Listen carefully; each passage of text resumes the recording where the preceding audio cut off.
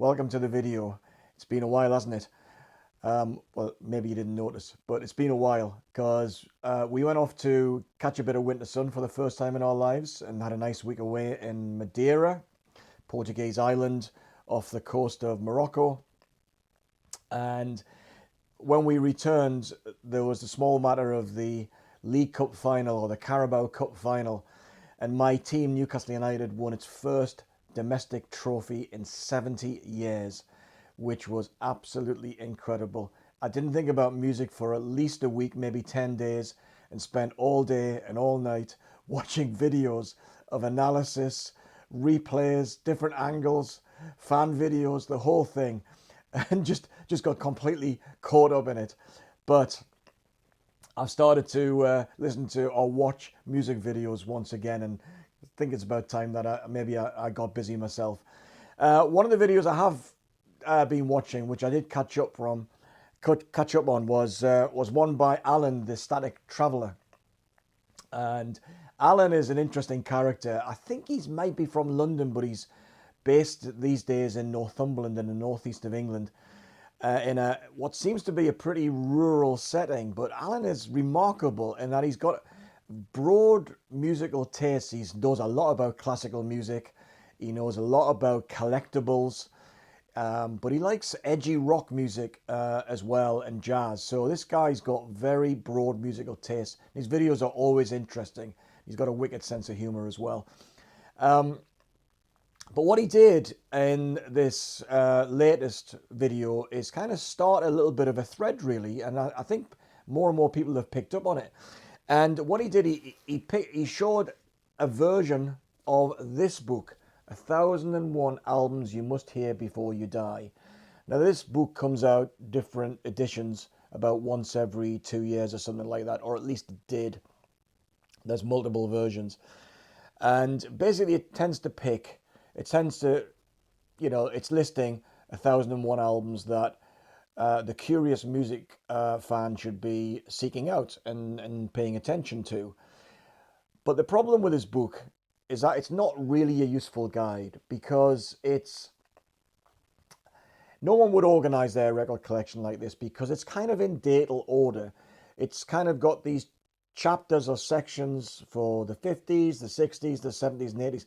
And I can't imagine ever going to somebody's house and looking at their record collection and say, hey, what would you recommend from the 1970s?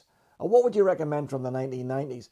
You know that, I mean, for the 70s, for example, you had progressive rock, hard rock, the emergence of kind of heavy metal. You had punk, you had glam, and that's just in rock and pop music. So this is not really that useful as a guide. I mean, it looks nice.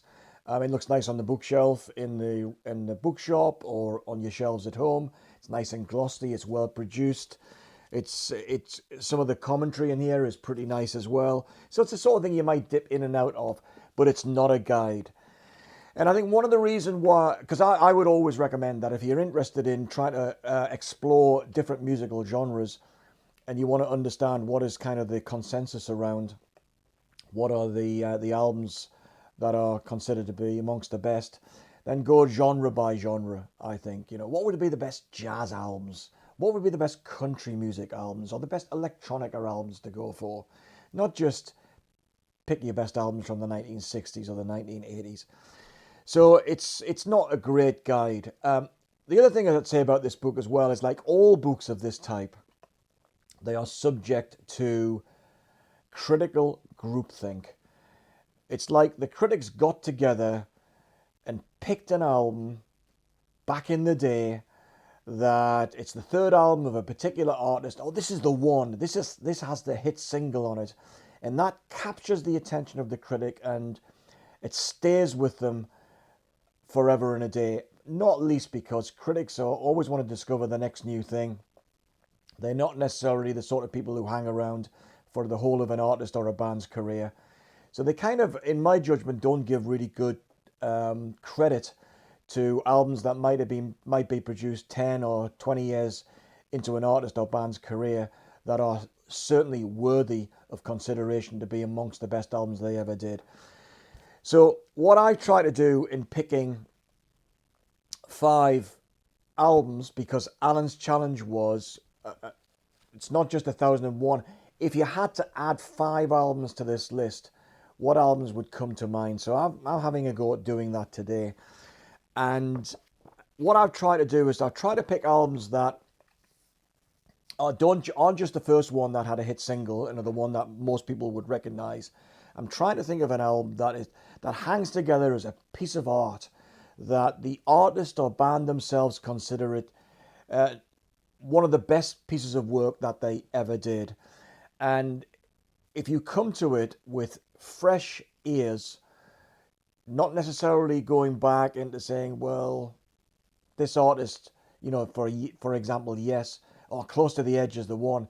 If you just listen with fresh ears, you can find real interest and pleasure, joy even, in some of the albums that came later on. Yes might not be the best example, but you get my drift. So I'll try to pick albums that are good. They don't necessarily have hit singles on them, but they are great, coherent pieces of art. And they, in my judgment, stand up against anything the artist ever did. So why don't I just tell you what the 5 albums are that I think should be in this book. First one, oh, by the way, this book doesn't cover classical music, not surprisingly. Covers a little bit of jazz.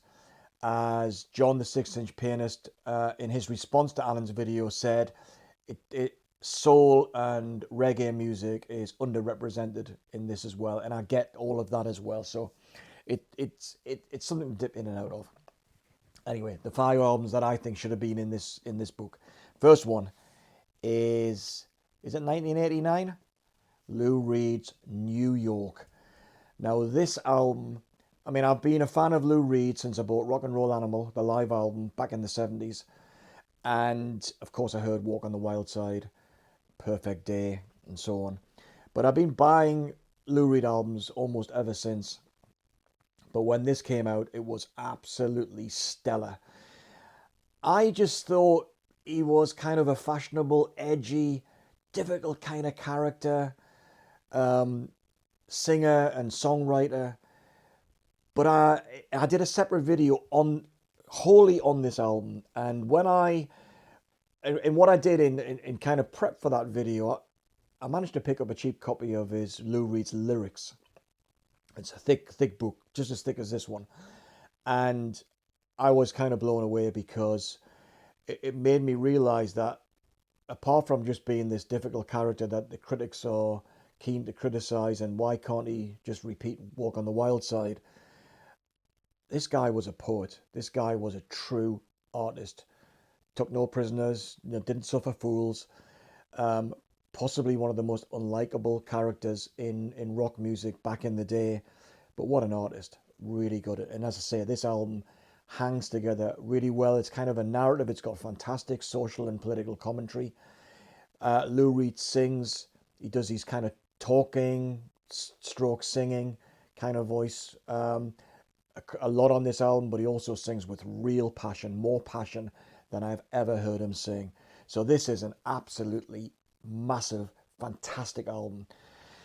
New York by Lou Reed. The second album I'm going to pick to add to this book is from a band from my neck of the woods, but a classic example of they had their first hit single. The critics lauded the second album, and even though it's quite an uneven album, side 1 is brilliant, side 2 is less so, it keeps being cited as the best album they ever did, and it's in this book.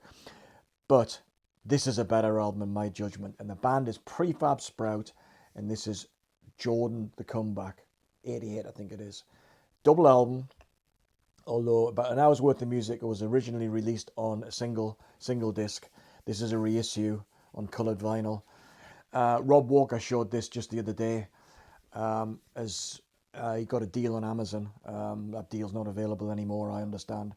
But this is a thing of great beauty. And what it does reinforce is the idea that the singer-songwriter Paddy McAloon is such a prolific writer of brilliant pop songs, and it's adult pop songs. So it's not bubblegum stuff.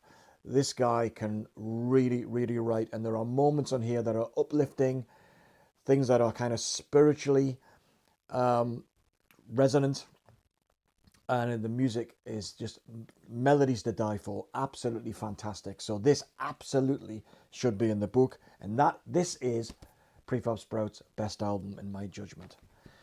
Something quite different, and that is a jazz album, but it's not really jazz, and that is Pat Metheny and Lyle Mays, and it's the album with crazy title, As Falls Wichita, So Falls Wichita Falls. It's kind of jazz, sounds amazing. It's on the ECM label, so fans of ECM will know the quality of the recordings on the label. But this has kind of got an ambient feel. It's got a bit of spoken word. It's got keyboard washes from Lyle Mays all over this. It's played with real restraint. There's no scorching guitar solos anywhere here. A lot of the guitar is kind of acoustic as well, but not all of it. But it's absolutely a beautiful piece of work. And one of the criteria for me picking these additional 5 are albums that I still listen to today, years, sometimes decades on, and this is one of them. So this is an absolutely fantastic album from Pat Metheny and Lyle Mays. Like I just said, I play these albums today. I played this one twice last night, and it's my #1 album of, I think it was 1984, in my rundown of best albums of 84, and that is A Walk Across the Rooftops by the Blue Nile. Aching vocals from Paul Buchanan, the songwriter, Glasgow band from Scotland. Lots of keyboards, played with, again, great restraint. There's a lot of air around the music in the Blue Nile. It feels timeless in a way. Even though it is from the 80s, it feels absolutely timeless. And it's a kind of a bit of acoustic guitar. The bass in some places is quite prominent. But first and foremost, there's 2 things that I hear, and that is the voice and the space between the notes. Just this openness to this music. It's absolutely fantastic. So this is the Blue Nile's debut album, in fact, A Walk Across the Rooftops. An album that I keep plugging, but people don't seem to pick up on, although somebody once did, and that is Grey Delisle, or Grey Delisle, and The Graceful Ghost. Now, Grey Delisle, she's a voiceover artist from Hollywood, or at least is based in Hollywood, and very famous in that respect. She does the voiceover for cartoons that I've never seen, but that's not the point. But she also has an interest in Americana, and she combines folk music and country music absolutely beautifully on this album. It's all recorded in using vintage equipment. It's got a real kind of a earthy feel about it. Again, the space between the instruments is a factor here, and it's almost like you're in the room when her and her kind of bandmates are recording this. You feel the presence so strongly with this particular album. But like in the folk tradition, there's the storytelling is absolutely wonderful here as well. She plays the auto harp, so it's kind of it's got this real Appalachian maybe. It's not upbeat bluegrass, although there's a little bit here and there, but it's much more of folk, kind of the dark side of folk.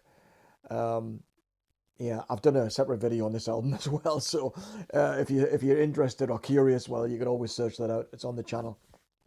So there you go, absolutely wonderful album. So that's it. I thought I'd better answer Allan's challenge here and pick 5 albums that should have been in the 1006 albums you must hear before you die. Well, now you've got the extra 5.